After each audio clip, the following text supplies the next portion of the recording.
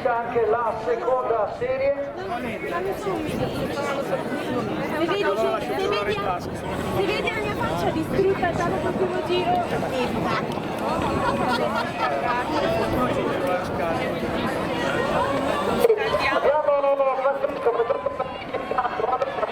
Abbiamo ancora il tempo, vediamo un attimo.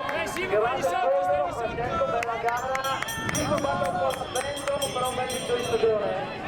Grazie, molto contento.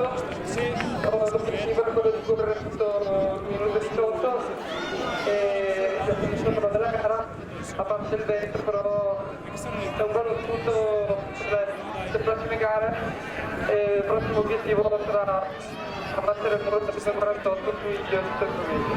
Sensazioni buone oggi, sensazioni molto buone, nonostante tutto il vento, le gambe tiravano bene e quindi bocca al lupo per la persona. Francesco Cornici, un bel applauso.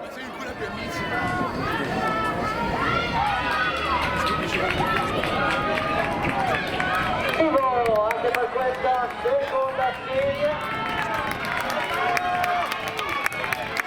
Andrea Belleri, Nico davanti.